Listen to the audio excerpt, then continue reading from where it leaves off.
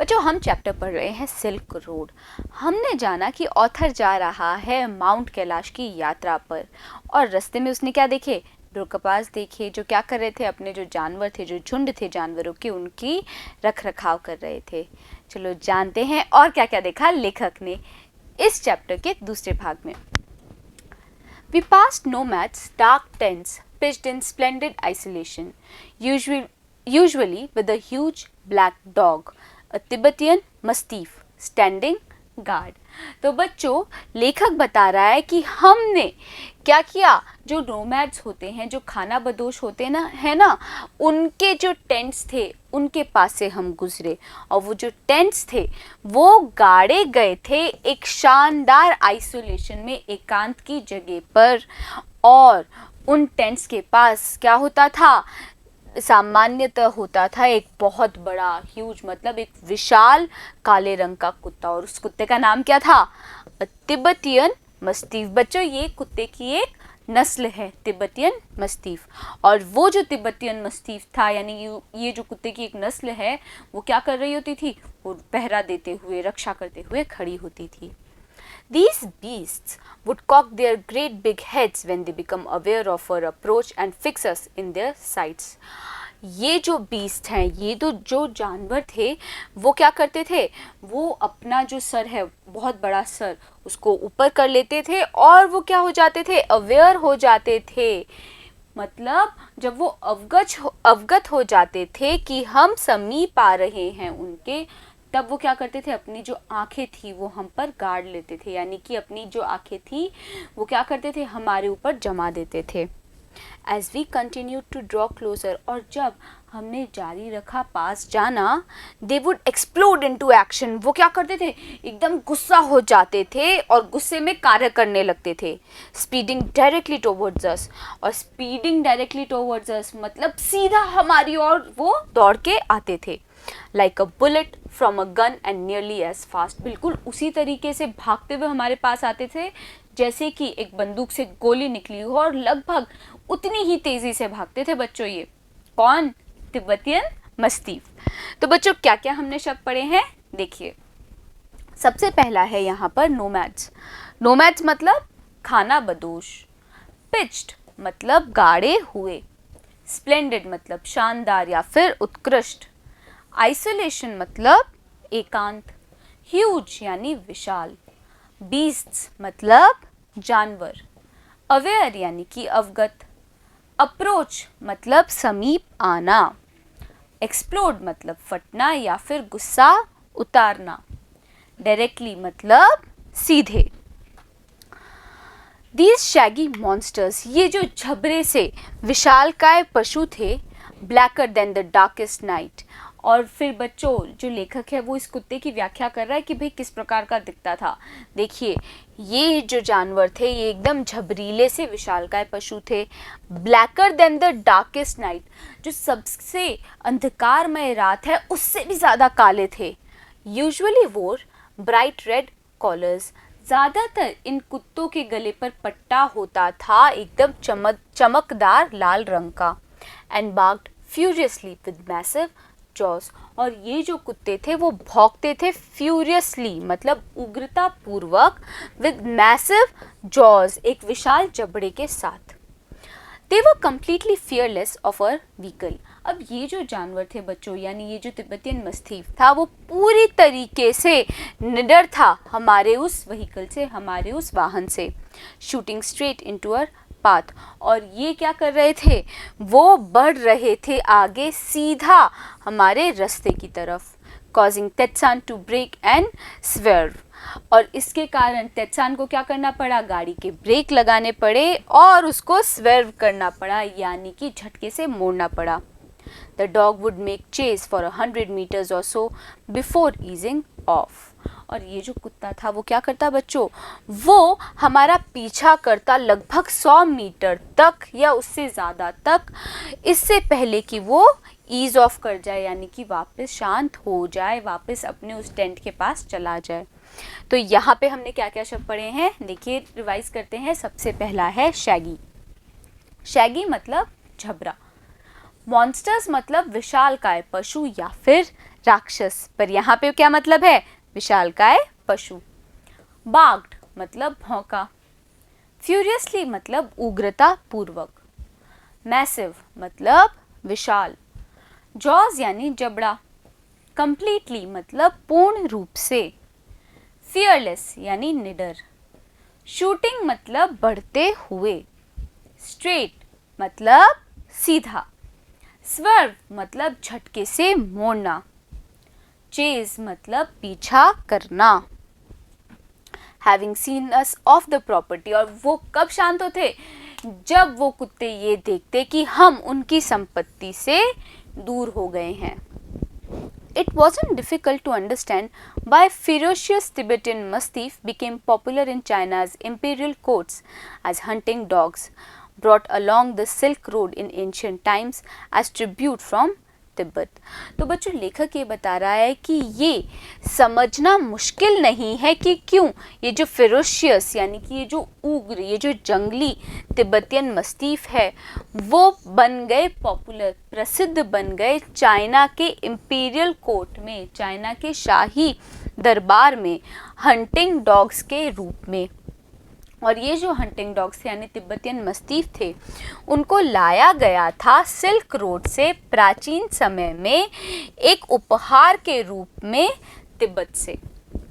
By now we could see snow-capped mountains gathering on the horizon.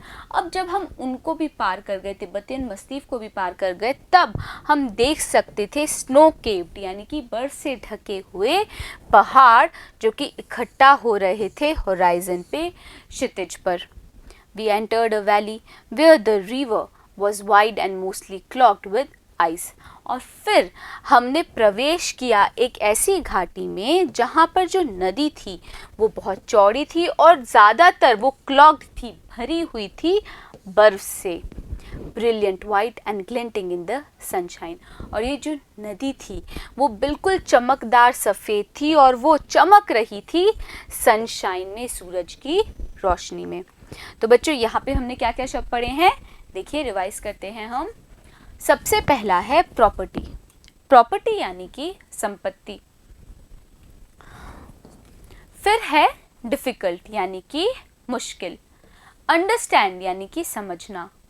Ferocious मतलब जंगली या फिर उग्र। पॉपुलर मतलब प्रसिद्ध। इंपीरियल यानी शाही। एंशिएंट मतलब प्राचीन। ट्रिब्यूट मतलब भेंट या फिर उपहार। स्नो केप्ड मतलब बर्फ से ढका हुआ। होराइजन मतलब क्षितिज।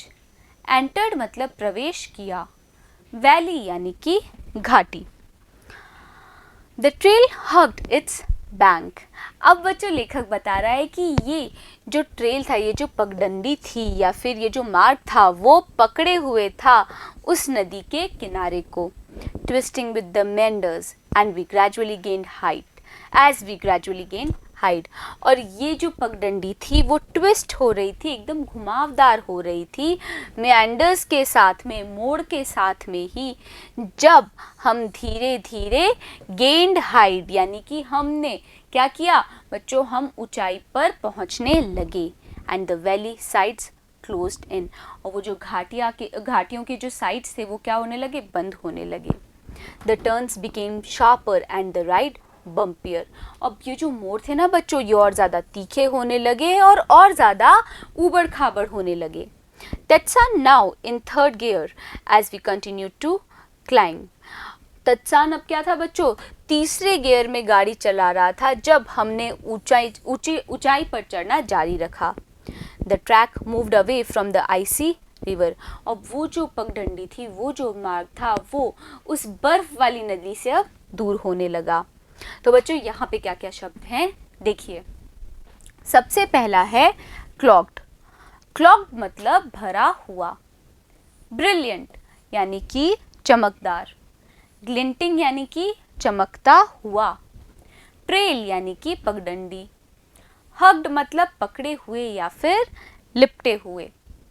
ट्विस्टिंग मतलब घुमावदार। नियंडर्स मतलब मोड़। ग्रेजुअली मतलब धीरे धीरे। गेन्ड यानी पहुँचे। शार्पर यानी तीखा। बम्पियर यानी कि ऊबड़ खाबड़। laboring through steeper slopes that sported big rocks duped with patches of bright orange lichen. तो बच्चों लेखक ये बता रहा है कि ये जो ट्रैक था, ये जो मार्ग था, पगडंडी थी, वो आईसी रिवर से, बर्फ वाली नदी से दूर हो रही थी, लेबरिंग थ्रू स्टीपर स्लोप्स, और फिर क्या हो रहा था, चढ़ाई चढ़ने में मुश्किल हो रही थी। क्यों?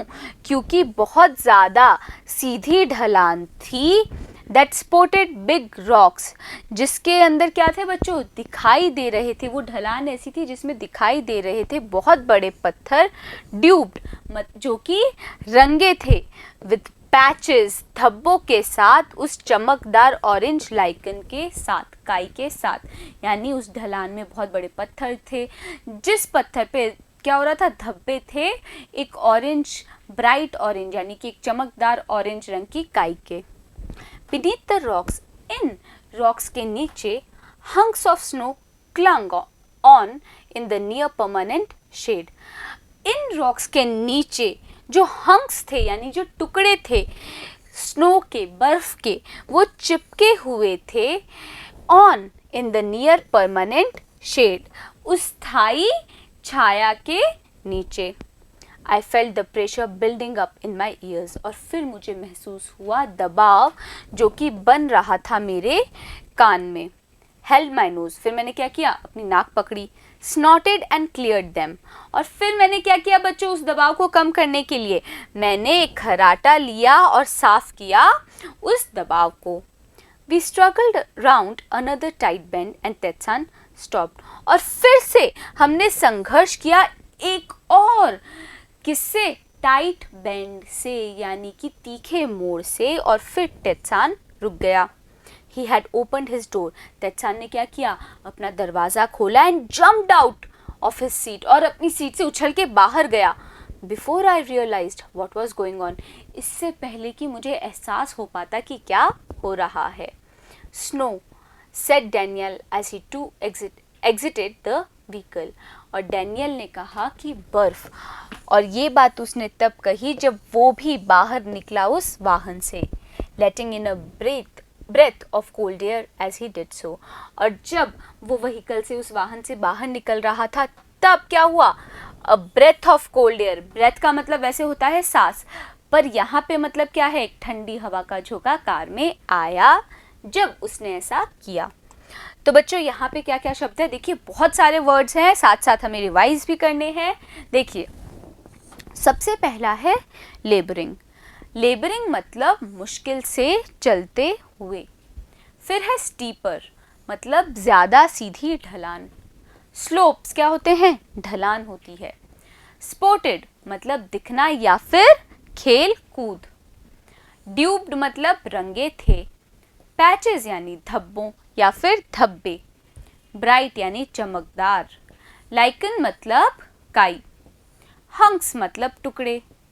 क्लंग यानी कि चिपके थे। परमानेंट मतलब स्थाई। प्रेशर मतलब दबाव। बिल्डिंग अप मतलब बनने लगा। स्नॉटेड मतलब खराटा लिया या फिर एक नासिका ध्वनि भी होती है बच्चों। क्लियर्ड मतलब साफ किया। स्ट्रगल्ड मतलब संघर्ष किया। ओपन्ड यानी कि खोला। जंप्ड मतलब कूदा। A swath of white stuff lay across the track in front of us. एक स्वेथ, एक पट्टी, एक तह सफ़ेद पदार्थ की वो पड़ी हुई थी हमारे सामने उस ट्रैक पर, उस रास्ते पर। अब वो सफ़ेद पट्टी किस चीज़ की थी, सफ़ेद पदार्थ क्या था, बर्फ। Stretching for maybe 15 miles before it petered out and the dirt trail reappeared.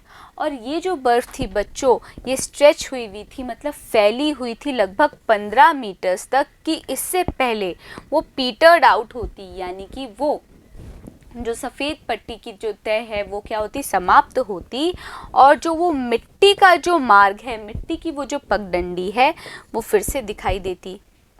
The snow continued on either side of us, smoothing the abrupt bank on the upslope side.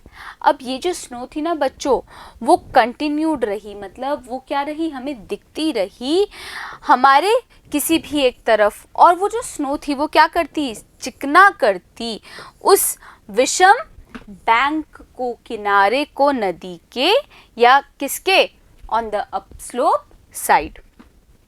The bank was too steep for our vehicle to scale. अब ये जो bank था, ये जो किनारा था, ये बहुत ज़्यादा क्या था, स्टीप था, यानी कि ये जो बैंक का किनारा था वो उसकी सीधी ढलान थी कि हमारा जो वाहन है वो उसको स्केल कर पाए, चढ़ पाए। So there was no way round the snow patch. इसी कारण से उस स्नो पैच का कोई और रास्ता नहीं था। अब भाई स्नो पैच का कोई और रास्ता नहीं था, मतलब उसको पार करने का कोई और तरीका नहीं था, हमें स्नो पैच के ऊपर से ही जाना था। तो बच्चों यहाँ पे क्या क्या शब्द हमने पढ़े हैं, देखिए। सबसे पहला है रियलाइज्ड। रियलाइज्ड मतलब एहसास हुआ। एग्जिटेड मतलब बाहर निकला। ब्रेथ मतलब वैसे होता है सांस, पर यहाँ पे ब्रेथ ऑफ कोल्ड एयर मतलब ठंडी हवा घुस गई। फिर है स्वेट मतलब पट्टी या फिर तह। स्टफ यानी पदार्थ। स्ट्रेचिंग मतलब फैला हुआ। पीटर्ड आउट मतलब समाप्त हुआ। ट्रेल यानी पगडंडी। रीअपियर्ड मतलब फिर से दिखाई दी। कंटिन्यूड यानी कि बना रहा। स्मूदिंग मतलब चिकना करते हुए। एब्रप्ट यानी कि विषम। So there was no way round the snow patch. I joined Daniel as Tetsan stepped onto the encrusted snow and began to slither and slide forward. फिर मैं भी शामिल हो गया डैनियल के साथ जब तेत्सान बाहर निकला उस एनक्रस्टेड यानी कि पपड़ी की तरह जमे हुए स्नो पर, बर्फ पर, और उसने आरंभ किया स्लिदर करना, लुढ़कना और फिसलना आगे। Stamping his foot from time to time to ascertain how sturdy it was. और तेत्सान क्या करता, वो पैर पटकता अपने टाइम टू टाइम, समय समय पर, टू एसर्टेन ये सुनिश्चित करने के लिए कि कितनी स्टर्डी है वो बर्फ की तह, बर्फ की परत कितनी स्टडी है, मतलब कितनी मजबूत है। I looked at my wrist watch, मैंने अपनी रिस्ट वॉच देखी यानी हाथ की घड़ी को देखा। We were at 5210 metres above sea level. तो क्या बोल रहा है लेखक कि हम लोग समुद्र तल से 5210 मीटर्स की ऊंचाई पर थे। तो बच्चों क्या क्या शब्द हैं यहाँ पे देख लेते हैं। सबसे पहला है स्टीप। स्टीप मतलब सीधी ढलान। स्केल यानी कि चढ़ना। एनक्रस्टेड मतलब पपड़ी की तरह जमा। स्लिदर मतलब लुढ़कना। स्लाइड यानी कि फिसलना। स्टैंपिंग मतलब पटकते हुए। असर्टेन मतलब सुनिश्चित करना। तो बच्चों हमने ये जाना है कि लेखक जा रहा है माउंट कैलाश पर और रास्ते में एक ऐसी ढलान आई है जहाँ पे बर्फ़ की पूरी परत है। अब ये जो ढलान है ना, ये क्या खतरनाक हो सकती है, और अगर खतरनाक हो सकती है तो क्या, किस तरीके से लेखक उस खतरे से बाहर निकला, जानेंगे हम अगले वीडियो में। बने रहिएगा मेरे साथ, मिलते हैं अगले वीडियो में।